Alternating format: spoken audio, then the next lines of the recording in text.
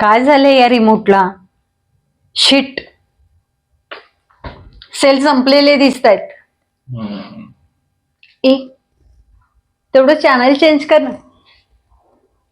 अरे राणी, तिथपर्यंत जायची काय गरज आहे? मग काय ऑटोमॅटिक होणार आहे? अरे हे तर आपण आपल्या मोबाईल वरून पण करू शकतो, कारण आपल्या मोबाईल मध्ये आहे आयर सर्व्हिस.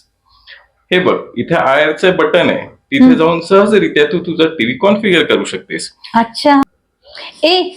पण या सगळ्या गोष्टी सगळ्यांनाच माहिती असतील असं नाही ना.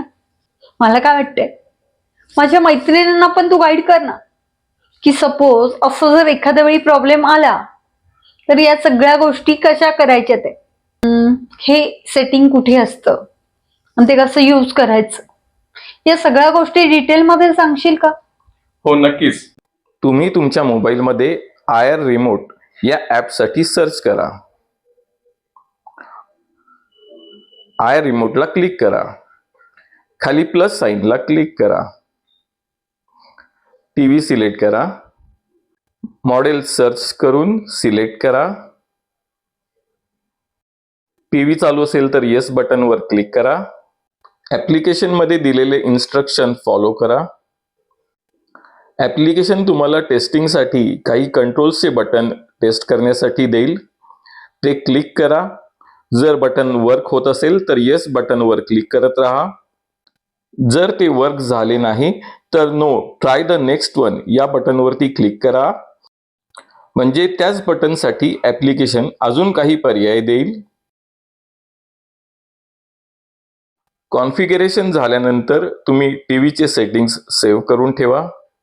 सेटिंग्स सेव्ह केल्यानंतर ॲप्लिकेशन मधील रिमोटचा इंटरफेस अशा पद्धतीने दिसेल. आता हा कॉन्फिगर केलेला रिमोट तुम्ही तुमच्या टीव्हीसाठी वापरू शकता. ज्या मोबाईल्समध्ये आयर सेन्सरचे फीचर आहे त्या सर्व मोबाईलमध्ये अशा पद्धतीने तुम्ही रिमोट कॉन्फिगर करू शकता. बघू.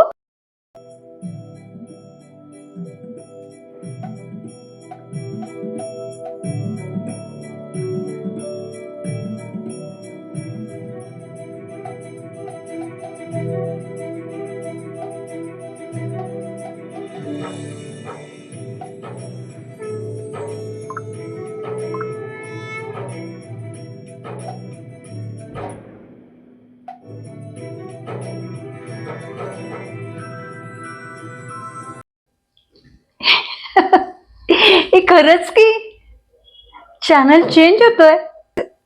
मला माहिती नव्हतं रे, मोबाईल मध्ये पण अशा सर्व्हिसेस असतात. चला, आता सेल गेला तरी टेन्शन नाही.